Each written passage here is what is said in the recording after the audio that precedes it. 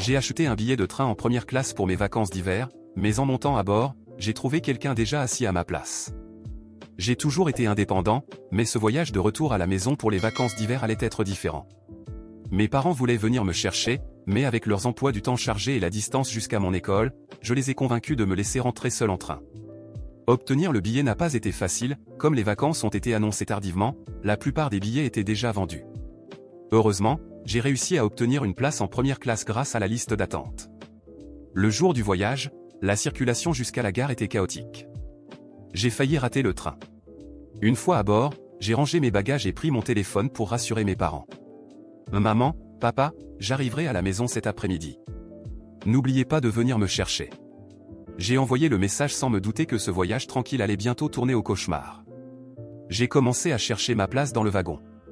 Comme les vacances scolaires avaient été annoncées tardivement, la plupart des billets étaient épuisés lorsque nous avons essayé d'en acheter un. Mes parents voulaient venir me chercher, mais c'était trop loin, alors je les ai convaincus de ne pas venir. Après avoir attendu, j'ai réussi à obtenir un billet de première classe via la liste d'attente. En suivant le flux des passagers, j'ai soigneusement vérifié les numéros de siège sur mon téléphone. J'ai ressenti un malaise en voyant la femme confortablement installée à ma place. Après avoir tout vérifié, j'ai enfin pris la parole. Excusez-moi, madame, mais je crois que c'est ma place. Ma maison était loin de l'école et ce trajet en train couvrait tout le voyage. Un billet de première classe n'était pas bon marché, il coûtait presque la moitié de mes dépenses mensuelles. La femme m'a regardé avec mépris et a ricané. Il y a tellement de sièges et tu dis que celui-ci est le tien. Pourquoi tu n'appelles pas la place pour voir si elle te répond? Je suis resté sans voix devant son commentaire grossier.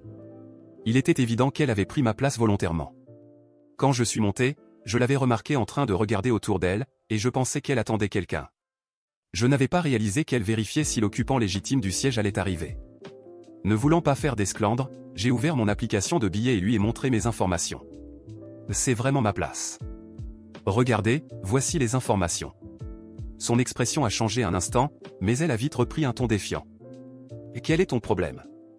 Il y a tellement de monde ici, et tu t'en prends à une vieille dame? Ce n'est qu'un siège. Tu veux me tuer ou quoi? Je suis resté figé face à son explosion soudaine.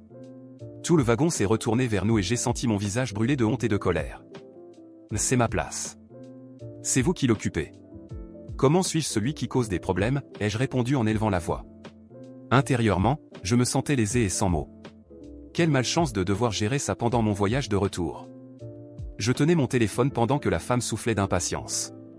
Soudain, elle m'a poussé violemment la main. Qu'est-ce que tu regardes? Ne me balance pas ton téléphone sous le nez. Je ne sais pas lire. Je vais rester ici aujourd'hui. Pourquoi je ne pourrais pas? Aïe. J'ai attrapé mon poignet, mon visage se tordant de douleur. Les larmes me sont montées aux yeux immédiatement. Ça faisait vraiment mal. La bousculade avait projeté ma main contre le dossier dur devant moi. Mon poignet me lançait. J'étais tellement irrité que je voulais réagir. Asseyez-vous, personne ne vous en empêche. Mais ce siège, je l'ai payé. Asseyez-vous ailleurs. Mais où suis-je censé m'asseoir si vous êtes à ma place? Certains passagers, excédés, ont essayé de calmer la situation. Ce n'est qu'un siège. Pourquoi ne pas échanger? Ce sont 2 sièges, quelle différence ça fait? Un autre ajouta. Ce n'est pas si grave, jeune homme. Tu es têtu. Apprends à être plus souple. J'ai ravalé ma frustration. Était-ce mal de vouloir m'asseoir à la place que j'avais payée? Après une pause, j'ai soupiré. Très bien, vous pouvez rester. Quel est votre numéro de siège? Nous pouvons échanger. Tout en massant mon poignet douloureux, je me suis dit que tant que je pouvais rentrer chez moi, ça irait. J'ai regardé autour de moi, essayant de repérer sa place, mais tous les sièges étaient occupés. Étrange, son siège n'était-il pas dans ce wagon? Son visage s'est crispé et elle a détourné le regard. Mon enthousiasme pour rentrer à la maison avait disparu. Je voulais juste arriver rapidement. Après une longue pause, sous la pression des passagers, elle a murmuré. Le siège 06F en seconde classe. Quoi? J'étais choqué. Seconde classe. Je suis resté complètement sans voix. Intérieurement, je maudissais ma malchance pour la 1000e fois. J'avais acheté un billet de première classe et elle voulait échanger avec son siège en seconde classe. Je l'ai fixé, impassible, incapable d'y croire. La différence de prix entre la première et la seconde classe dans ce train était de plus de 100 €. Je ne suis pas idiot. Pourquoi échangerais-je un siège plus cher sans raison? C'est un siège de seconde classe. Prends-le ou laisse-le. Si tu veux t'asseoir, va en seconde classe, marmonna-t-elle. Elle ricana avec mépris. Ces billets de première classe sont bien trop chers. Qui aurait cru qu'un garçon comme toi pouvait s'en payer un? Tu n'as pas honte de te vanter? J'étais tellement furieux que je n'ai même pas pu répondre. La différence de prix était énorme. Pourquoi devrais-je aller en seconde classe alors que j'avais payé pour la première? Pourquoi vous n'allez pas vous asseoir à la place que vous avez achetée, ai-je rétorqué. Si j'avais acheté un billet de seconde classe, j'aurais pu échanger mon siège, comme certains passagers l'ont suggéré. Mais là, la différence était de 100 €. La femme s'est accrochée encore plus fermement au siège. Les rides de son visage se sont transformées en une expression féroce. Si tu étais monté plus tôt dans le train, ça ne serait pas arrivé. J'ai cru que le siège était vide, alors je m'y suis assise. Ce n'est pas ma faute si tu es arrivé en retard. Et maintenant, je t'offre mon siège. Pourquoi tu ne l'acceptes pas? Elle continua. Les jeunes d'aujourd'hui n'ont aucun respect pour les aînés. Tes parents ne t'ont pas appris les bonnes manières? Tu as été élevé par des loups? Ma colère a explosé et, les yeux brûlants, j'ai répondu entre mes dents. C'est vous qui manquez d'éducation. Rendez-moi mon siège ou payez la différence. Vous avez fait ça exprès. Son comportement était tout simplement absurde. Dès que j'ai réalisé que cette femme occupait effrontément mon siège, la situation a commencé à dégénérer. L'ambiance dans le wagon est devenue pesante, et je sentais déjà les regards accusateurs sur moi. Certains passagers chuchotaient entre eux en me désignant discrètement. C'est alors que j'ai remarqué que certains avaient commencé à filmer avec leur téléphone. La lumière rouge clignotante des enregistrements m'a fait ressentir un poids sur la poitrine. J'entendais des petits commentaires. Regardez-moi ça, il se dispute avec une vieille dame pour un siège. Et quelle honte! Il n'a aucun respect. Ma respiration s'est accélérée. Pendant un instant, j'ai pensé à abandonner.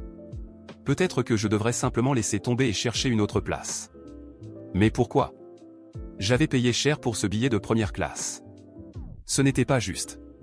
J'ai fermé les yeux quelques secondes et inspiré profondément. Quand j'ai rouvert les yeux, elle affichait un sourire moqueur, comme si elle savait que le public la soutenait. La colère m'a envahi, brûlante. Alors, sans dire un mot, je me suis approché d'elle et, calmement, je me suis assis directement sur ses genoux. Le wagon entier est resté silencieux pendant une seconde qui m'a semblé une éternité, avant d'exploser en murmures et en exclamations. Et il est devenu fou. Lança quelqu'un. Mon Dieu, regardez ça! S'exclama une autre personne. La femme a commencé à se débattre, me poussant violemment les épaules. Lève-toi de là, espèce de fou. Tu veux me blesser? À l'aide. Elle essayait de me griffer, de me repousser, mais je restais immobile, fixant le vide, attendant qu'elle finisse par céder. Appelez le conducteur. Hurla-t-elle, le visage rouge de colère. Les passagers s'agitaient de plus en plus. Certains filmaient sous différents angles, d'autres murmuraient leur indignation. À ce moment-là, ma tête était un tourbillon de pensées, mais je n'en avais plus rien à faire. J'en avais assez qu'on me marche sur les pieds. Quelques minutes plus tard, le conducteur est arrivé, visiblement confus en découvrant la scène. Il m'a regardé, puis la femme, puis les téléphones qui filmaient. Que se passe-t-il ici? Demanda-t-il en essayant de garder son calme. La femme a immédiatement pris la parole, me désignant du doigt avec des mains tremblantes. Ce garçon me maltraite. Il s'est assis sur moi. Je veux qu'il soit expulsé du train immédiatement. Je pris une profonde inspiration, toujours assis, et je regardais directement le conducteur. J'ai acheté ce siège. En première classe. Cette femme occupe ma place et a refusé de partir. Quand je lui ai montré mon billet, elle m'a manqué de respect, m'a poussé et s'est moquée de moi. Maintenant, elle joue la victime parce que les gens ont commencé à filmer. Le conducteur fronça les sourcils. Vous avez une preuve de ce que vous avancez? Je sortis mon téléphone et lui montrai mon billet numérique. Le numéro de siège était parfaitement visible. Le conducteur se tourna vers la femme. Madame, puis-je voir votre billet? Elle hésita un instant, mais finit par sortir un billet froissé de son sac et le tendit à contre-séhure. Le conducteur l'examina et secoua la tête. Madame, votre siège est en seconde classe. Celui-ci est un siège de première classe. Je vous prie de bien vouloir rejoindre votre place. Ses yeux s'écarquillèrent. Je ne partirai pas. Ce garçon est insolent. Je veux qu'on le fasse sortir. Le conducteur poussa un profond soupir. Il prit la radio accrochée à sa ceinture et murmura quelques mots. Quelques minutes plus tard, 2 agents de la sécurité ferroviaire entrèrent dans le wagon. C'étaient de grands hommes, en uniforme impeccable, avec des visages sérieux. « Quel est le problème ici ?» demanda l'un d'eux. Le conducteur expliqua la situation. Les agents se tournèrent alors vers la femme. « Madame, nous vous demandons de bien vouloir vous lever et de rejoindre votre siège assigné en seconde classe. » Elle croisa les bras. « Non. Je ne partirai pas. Je veux que ce gamin soit puni. » Les agents de sécurité échangèrent un regard. « Madame, si vous ne coopérez pas, nous serons contraints de vous faire descendre du train. » « Vous allez me faire descendre de force ? J'ai des droits. » cria-t-elle. L'ambiance devint tendue. Les passagers qui filmaient étaient désormais silencieux, attentifs au dénouement. Sans un mot de plus, l'un des agents saisit fermement mais délicatement les bras de la dame. Elle se mit à crier, à se débattre, donnant des coups de pied dans le vide. « C'est un scandale. Je vais vous poursuivre en justice. » Avec difficulté, ils la conduisirent hors du wagon. Un silence pesant persista quelques instants, jusqu'à ce qu'une passagère murmure. « Alors, il avait raison. » Une autre personne ajouta.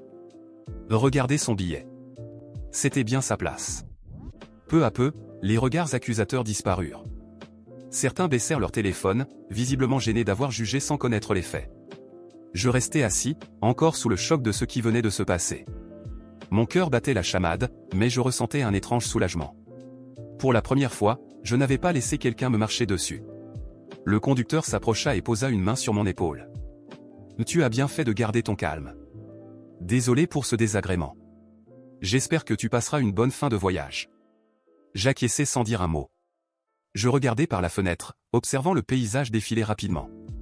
Tout ce que je voulais maintenant, c'était rentrer chez moi. Une fois confortablement installé à ma place, je sentis mon corps tendu, comme si je venais de sortir d'un combat. Le train poursuivait sa route, mais le silence dans le wagon était presque assourdissant. Certains passagers continuaient à me lancer des regards en coin, quelques-uns secouaient la tête avec désapprobation, tandis que d'autres chuchotaient, probablement en train de me juger. Je remarquais clairement que beaucoup me voyaient comme le méchant de l'histoire, le jeune irrespectueux qui avait osé tenir tête à une vieille dame. Mais honnêtement, cela ne me dérangeait plus. Je connaissais la vérité. Je savais que j'avais raison et que j'avais défendu ce qui m'appartenait de droit. Je n'avais rien fait d'autre que de réclamer le respect pour ce que j'avais payé. Je n'avais pas été agressif. Je n'avais simplement pas accepté de me faire marcher dessus. Alors que le train avançait et que le paysage défilait, je commençais à réfléchir à tout cela. J'étais fatigué, mais en même temps, je ressentais un étrange sentiment de soulagement. La dame avait été expulsée du train par sa propre faute, pas par la mienne. Si elle avait simplement accepté de retourner à sa place, rien de tout cela ne serait arrivé. Des heures plus tard, déjà chez moi, je racontais tout à mes parents.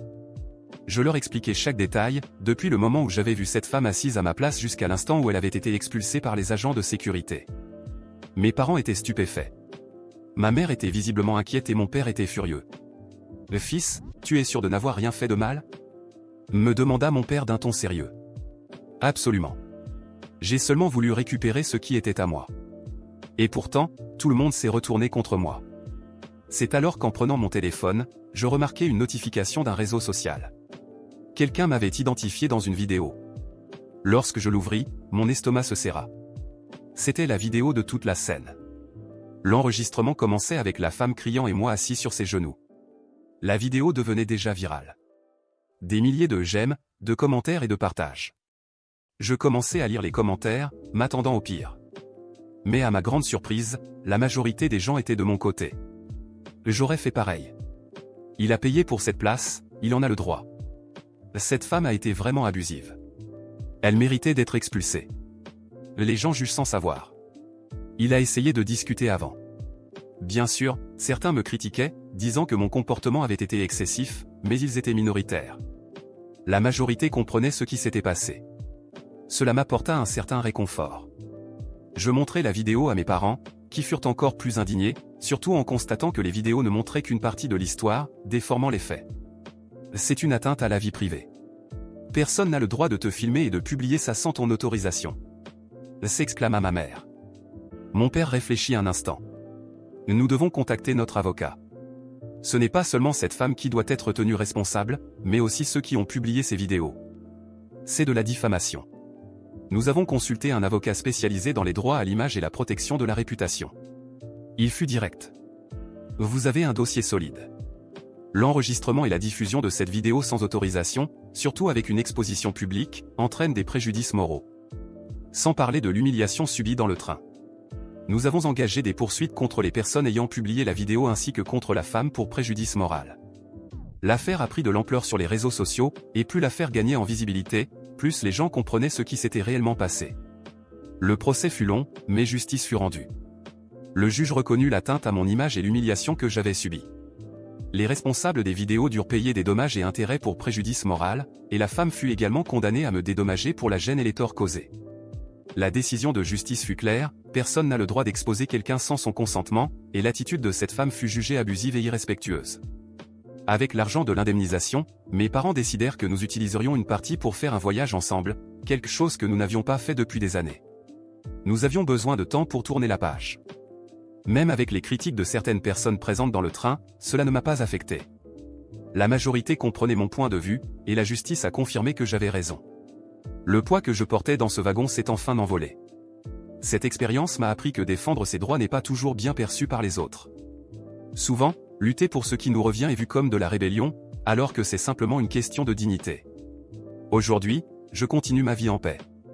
Je reçois encore des messages de soutien de personnes qui ont vu la vidéo et compris la situation. Et s'il y a bien une chose que j'ai apprise, c'est que personne ne doit accepter d'être manqué de respect, peu importe qui est en face.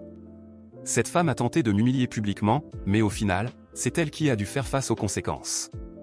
Et moi? J'ai simplement défendu ce qui m'appartenait.